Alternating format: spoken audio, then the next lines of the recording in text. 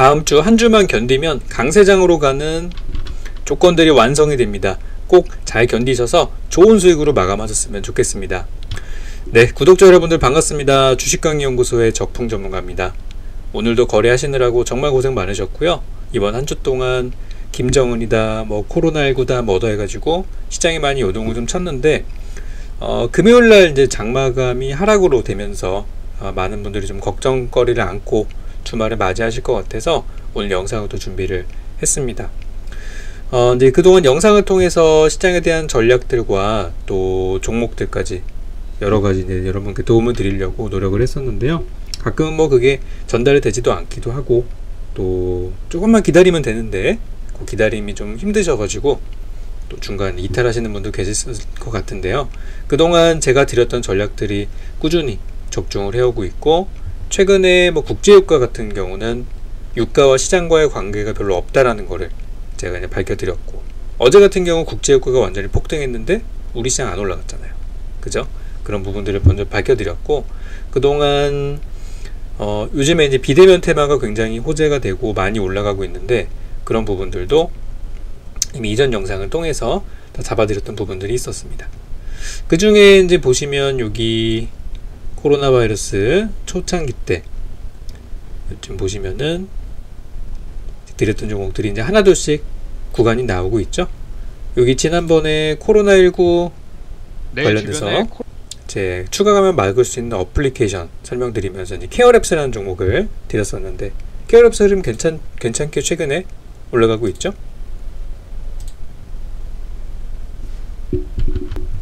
그래서 당시 이제 초기에 조금 이제 위쪽에서 눌리는 구간에서 제가 이제 드렸었는데, 여기 이제 3월 한 중순쯤에 굉장히 어려웠던 시기에, 사실 이때는 모든 종목이 다 하락을 했었죠. 요 시기를 잘 견디신 분들은 아마 제가 말씀드렸던 19,000원이라는 목표가에 도달해서 기분 좋은 수익을 챙기지 않으셨을까. 또 지금은 이제 팔아야 될지 가져가야 될지 고민하시는 분들도 계실 것 같아요. 그래서 저는 일부는 정리하고 일부 계속 가져가시는 게 어떨까, 이렇게 좀 말씀을 드리고, 제가 말씀드렸던 구간에서 잘 사놓으신 분들은 이제 좀 더 챙기시면서 가시면 좋을 것 같아요. 그래서 이제 이런 비대면 테마가 지금 엄청나게 호재가 되고 있고 잘 가고 있죠. 그리고 이제 그 다음 영상을 통해서 또 말씀을 드렸었던 종목들, 이제 코로나19 관련해서 랭킹닷컴을 운영하고 있는 푸드나무에 대해서도 한번 설명을 드렸었는데요. 푸드나무도 어려웠던 시기 잠깐 기다리고 나니까 굉장히 좋은 구간으로 마무리가 됐죠. 보시면 제가 25,000원을 목표로 했었는데 25,000원의 목표가 도달을 오늘 하는 모습이라서, 혹시라도 저를 믿고 가져오셨고, 또 저의 공개 방송에서도 계속해서 좋은 전략을 드렸기 때문에 가지고 오시고 견디신 분들은 이제 챙기실 수 있는 조건이 됐기 때문에 잘 마무리하시고 또 다음 종목들 준비하시면 될 것 같아요. 그래서 이제 이런 부분들과 3월 9일 날에는 우리 시장 딱 한 달만 버티시면 강세장으로 온다는 전망들까지 말씀을 드렸었는데, 그때 제가 설명드렸던 것 중에 이제 실적 시즌이 다가오기 때문에 실적이 나오고 나면 그 다음부터 시장도 종목도 많이 좋은 일이 있을 거다라고 이 바닥 구간에서 제가 전망을 드렸었어요. 그래서 많은 분들이 그때는 어딜 가도 안 좋은 소리만 나오고 있는데, 저는 여기서 이제 희망을 말씀을 드렸었는데, 현재 이때 바닥을 쳤던 우리 증시 조금 더 내려오긴 했습니다만, 그래도 지금 이전 수준까지 딱 그 수준까지 다시 복구가 돼서 이제 한 달 견디신 분들은 요 구간을 견디고 이제 다가오는 구간에서 충분히 수익을 얻을 수 있는 자격이 되시기 때문에 앞으로 좋은 일들이 많이 있을 거라고 봐요.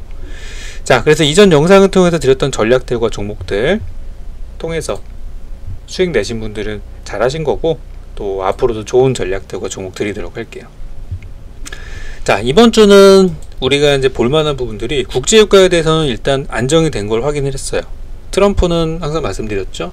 유가를 끌어올릴 수도 내릴 수도 있는 사람이고, 유가를 올리기 위해서는 최악의 수단이지만 중동 지방에 전쟁을 일으킬 수도 있는 사람이라는 말씀을 드렸었어요. 그래서 최근에 이란을 통해서 배를 쏴버리겠다고 하는 그런 발언들이 다 그런 것들을 좀 암시하는 부분이었기 때문에 최근에 유가가 급반등이 나왔다고 할 수 있어요. 그래서 어떤 수를 쓸 수도 있는 사람이다라는 거. 그래서 유가는 더 이상은 이제 정상적인 그런 어떤 자산의 형태라든지 그런 것보다는 이제 투기 자본으로 바뀌었기 때문에 이제 그쪽 때문에 시장이 올라간다 내려간다는 얘기가 잘 안 나오고 있는 현재 상황입니다. 자, 어제 같은 경우는 미국 시장에서는 클로로퀸에 이어서 렘데시비르까지 임상에 실패한다는 소식이 들려오면서 코로나 바이러스 관련주 길리어드 사이언시스 같은 종목들이 급락을 했고, 그동안 우리나라는 코로나를 극복해서 총선도 치르고 멀쩡하게 지금 생활하고 있고, 다음 주에 우리 황금 연휴 있죠? 벌써 지금 호텔이나 제주도 또 속초에 있는 리조트들이 지금 예약 자체가 꽉 찼다고 합니다. 그 정도로 사람들이 이제 정상을 찾아가는 과정인데, 미국이나 유럽은 아직까지는 좀 힘든 시간이 있거든요. 근데 걔네들이 믿을 수 있는 게 치료제인데, 치료제가 지금 안 좋다고 하니까 굉장히 실망스러운 상황이겠죠. 그러니까 저는 그래서 우리나라 증시가 얼마나 더 매력이 있고 한국 증시가 해외 증시보다도 더 강하게 올라갈 수 있다는 부분에 대해서 많이 좀 말씀드리고 싶어요. 그런데 다 좋아요. 한국 진단키트 바이오제약주도 너무 잘 갔죠. 미국은 코로나 관련주가 빠졌다고 하지만 한국은 코로나 관련 오늘 마스크주 급등했죠. 일부 제약주 급등했죠. 너무나 좋은 그런 분위기를 이어가고 있어요. 그래서 이제는 더 이상 미국에 빠졌으니까 우리도 빠진다? 이런 논리가 잘 통하지가 않는 그런 시장이라고 할 수 있어요. 한국만의 에너지가 있는 게 현재 시장의 분위기입니다. 자, 그런데 우리나라는 또 한국만의 악재가 또 있죠. 바로 그게 지정학적 리스크라고 하는 부분인데, 바로 북한입니다. 우리나라 정부는 현재 정책적인 부분이나 그런 방향성을 본다고 하면은 친북, 친중 성향을 가지고 있는 정부입니다. 미국도 물론 잘 사이좋게 지내고 있고 최근 트럼프랑 관계도 유지하고 있지만, 그동안 이제 미국이 북한에 대해서 하지 말라고 했던 것들 있죠. 그런 것들을 요즘에 다시 한번 하고 있고, 뭐 그 대북 사업 같은 것들이 있죠. 남북 경협이나 이런 것들에 대해서 지금 사실 미국이 코로나 때문에 정신이 없고, 최근에 김정은의 생사 여부에 대한 찌라시나 루머가 막 돌게 되면서 공개적성이 보이지 않는다는 것 때문에 시장이 많이 흔들렸는데, 우리 정부에서는 그럴 리 없다, 현재 정상적이다라고 얘기를 하고 있고, 미국의 경우는 나는 관심 없다 라고 트럼프가 얘기를 하고 있죠. CNN에서 나온 거는 가짜뉴스일 것 같다 라고. 그래서 미국은 북한에 대한 신경을 그다지 쓰지 않고 있는 상황이기 때문에 오히려 이럴 때, 이번에 총선 잘 치렀잖아요. 여당 쪽에서 거대 여당이 됐으니까 대통령 공약 그동안 못했던 거 하자, 지금 그런 분위기가 되고 있는 상황이에요. 근데 그 얘기가 나온 지 얼마 되지도 않아서 바로 김정은 뉴스 나오고, 처음에 위독설이 나왔다가 뭐 생사여부까지 나오고 있는 그런 상황이에요. 근데 이제는 뭐 다 검색해 보셔서 아실 거예요. 과거 김일성, 김정일 사망시 때 우리 시장이 어땠었는지. 괜찮았거든요. 그래서 뭐 과거 사례들 보는 김에 한 가지 제가 더 찾아봤는데요. 자, 요거는 2014년 10월입니다. 2014년 10월 10일 날에 북한의 김정은이 당 창건일의 모습을 보이지 않았다고 해서 우려를 하는 그런 기사들이 나왔었어요. 지금 북한의 중요한 명절들이 있는데요. 첫 번째는 김일성, 김정일의 생일입니다. 굉장한 그 명절로 지금 북한에서 하고 있죠. 그리고 추가적으로 당 창건일과 군 창건일이 있습니다. 인민군 창건일은 4월 25일이에요. 하필 또 이번에 주말이다 보니까 투자자분들이 많이 혼란스러웠던 부분이었죠. 그래서 군 창건이 굉장히 중요한 날이고, 10월 10일은 노동당 창건일입니다. 북한의 노동당 창건일. 그래서 이런 창건일에는 항상 김정은이 대외적으로 나와서 사진도 찍고 막 그러면서 대외적 건재함을 보여주는 그런 행사 자리인데, 2014년도에는 김정은이 정권을 잡고 나서 처음으로 중요한 이벤트가 있음에도 불구하고 모습을 보이지 않았어요. 그 당시 나왔던 거는 다리가 심하게 저는 모습이었다. 그리고 이미 40일 가까이 공개석상에서 모습을 드러내지 않고 있다라고 하면서 이 거동에 문제가 있다, 이런 얘기들이 많이 있었었죠. 근데 통일부에서는 그때도 지나친 억측은 경계를 하자라고 이렇게 얘기를 했었고, 지금 똑같은 기조로 가고 있는 상황이에요. 그때도 해외에서는 막 별의별 얘기 다 나왔었거든요. 뭔 일 있는 거 아니냐. 하지만 우리 증시는 그때 이제 10월 달에 그런 뉴스가 나오고 나서 잠깐 정도의 조정은 있었지만 11월 달에 그대로 시장 반등 나왔었고요. 12월 때 조금 더 하락이 나왔고 1월 달까지 조정을 받았는데 이때는 이제 김정은 때문에 빠진 건 아니에요. 그래서 그 뉴스가 잠깐의 하락 정도는 있었지만 곧 바닥이 나오고 그 다음 큰 상승을 통해서 전부 다 좋은 구간에서 나올 수 있었던 그런 계기가 됐었어요. 그러니까 지금도 시장이 많이 오르락내리락하고 잠깐 조정을 받으니까 그런 뉴스들이 좀 많이 나오고 있지만 저는 이제 과거에 있었던 부분들처럼 이번에도 그다지 중요치 않게 시장에서는 받아들여지지 않을까라고 생각하고 이미 투자 들어가신 분들은 좀 많이 피곤하시겠죠. 하지만 저는 이제 별일 없이 넘어갈 거라 생각하고 현재 우리 정부가 북한을 포기하지 않는 한 대북 정책을 포기하지 않는 한 남북 경협주라든지 이런 것들은 계속해서 오를 거라고 저는 생각을 해요. 그리고 방산주 같은 경우는 이번에 정부 예산을 보니까 국방 예산을 좀 축소를 시켰더라고요.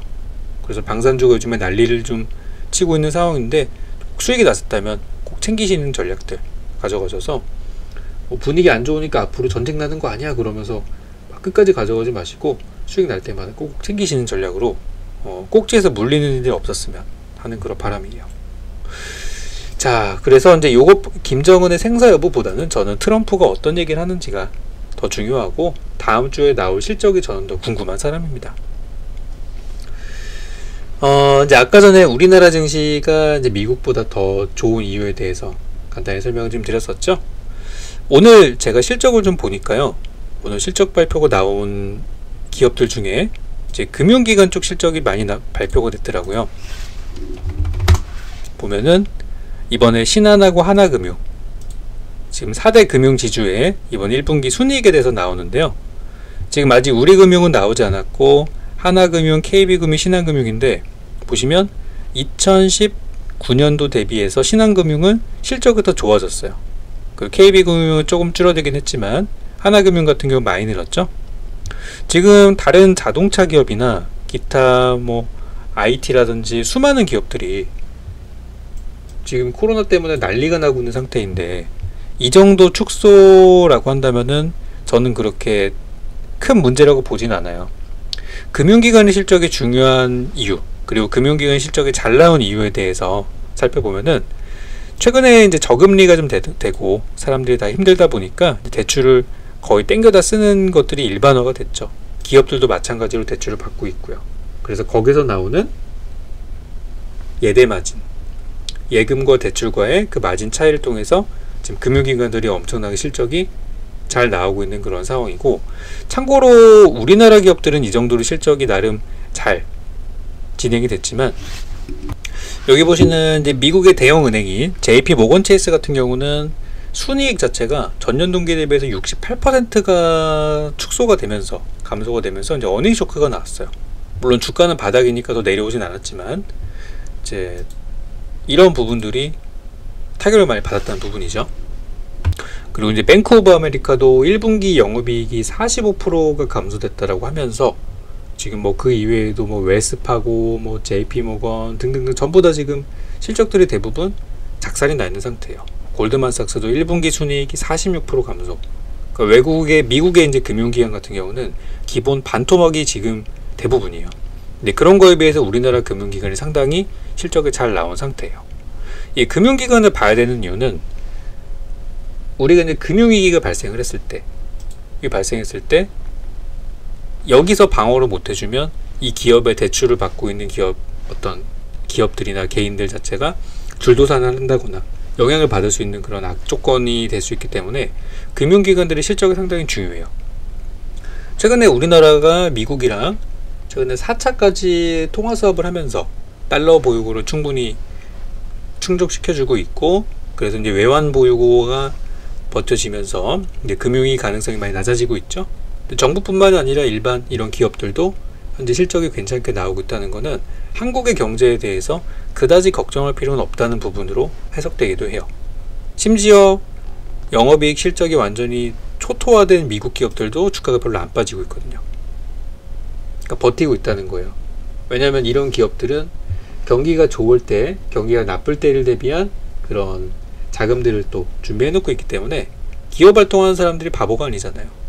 그런 것들 준비가 되어 있기 때문에 어느 정도 버텨지고 있다고 생각하고 오히려 현 구간이 투자하는 사람들 입장에서는 저가 투자가 될 수도 있는, 바닥에서 투자하는 그런 구간이 될 수도 있어서 이번에 저는 실적을 너무 좋은 종목들만 보실 생각하지 마시고 좀 실적이 부진하게 나온 종목들도 괜찮을 거라고 생각은 해요.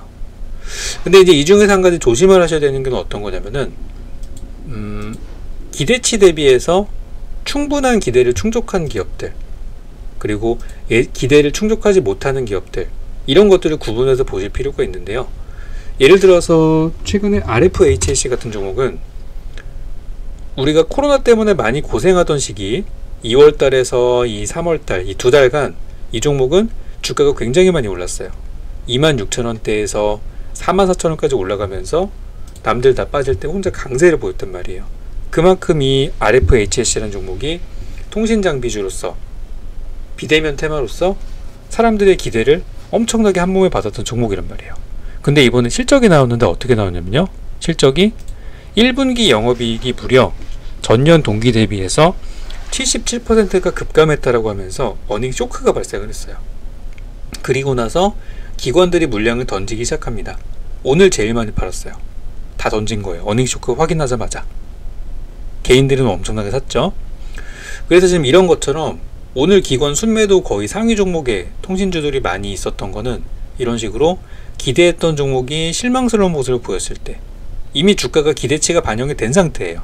그러니까 이제 이런 모습을 보였고, 오히려 주가가 많이 올라가지 않았다면 아까처럼 부진한 실적을 보였음에도 불구하고 주가는 안 빠졌을 거예요.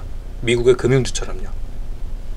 그래서 기대가 얼만큼 반영돼 있는가, 주가가 올랐다는 거는 이미 기대치가 높다는 얘기고, 주가가 바닥으로 내려오고 있다는 거는 기대치가 낮다는 거예요. 기대치가 낮을 때는 좀 안 좋게 나와도 상관없어요. 하지만 이미 기대가 높았을 때 이 상태에서는 어지간히 좋게 나와도 실망할 것이고, 정말 너무나 좋아서 미칠듯이 좋다, 막 실적이 전년 대비 3배, 4배가 됐다면 더 올라갈 수 있겠지만 그런 기대감을 충족시킬 수 있는 기업은 현재 코로나 국면에서는 많지 않다는 거. 그런 부분을 생각해보면 오히려 이번에는 실적이 사람들의 기대치가 굉장히 낮은 업종에서 실적이 예상대로 나쁘게 나왔다던가, 그런 상태에서 실적이 갑자기 좋게 나오는 기업들을 노린다면 괜찮을 것 같아요. 그래서 그런 종목을 살 수 있는 기간은 이제부터 시작입니다. 그래서 다음 주, 그리고 다다음 주, 4월 마지막 주와 5월 첫째 주, 제가 항상 강조드렸던 그 구간이 그런 실적주를 살 수 있는 구간이기 때문에 최근에 뭐 테마주나 이런 것들이 많이 있지만 이제는 대형주나 우량주에 관심을 가보셔도, 대형주나 우량주로도 테마주만큼의 좋은 성적을 얻을 수 있는 그런 시기가 왔다고 보고 있어요. 그래서 요것만 잘 지나가면 우리 시장 이미 기초체력도 탄탄하고 코로나도 이미 극복하고 있고 더 이상 부족한 게 없습니다. 강세장으로 가는 길목이 완성되는 거니까 이제 제 방송을 꾸준히 들으신 분들은 아마 최근에 하락장이 온다는 주변의 그런 소리들에 크게 영향받지 않고 계속해서 투자를 잘 하고 계셨을 거라고 생각은 해요. 남들 다 빠진다고 증시가 몇 포인트까지 내려간다고 했을 때 저만 더 사라, 간다고 얘기하고 있잖아요. 저의 흐름들이 계속해서 지금 적중을 하고 있기 때문에 다음 주, 다다음 주까지 요 구간만 잘 마무리되면은 한동안은 좀 편안한 장세가 오지 않을까, 그렇게 생각이 되네요. 그래서 오늘도 그다지 걱정하실 일은 없다는 그런 말씀을 먼저 드리도록 하고, 또 거기에 왜 그런 결론으로 도달했는지까지 오늘 설명까지 다 드렸습니다. 그럼 여러분들은 이제 편하게 너무 많이 올라간 종목들만 좀 피하시고, 또 실적에 대해서도 실적이 부진한 기업들도 좋은 종목들이 많기 때문에 이 다음 주에 그런 종목을 잘 찾아보시고요. 저도 다음 영상을 통해서 또 여러분께 도움이 되는 종목이 있다고 하면은 바로 가져와서 제일 첫 번째로 알려드리도록 하겠습니다. 그러면 주말 편안한 시간 보내시고요. 다음 영상에서 만나 뵙도록 하겠습니다.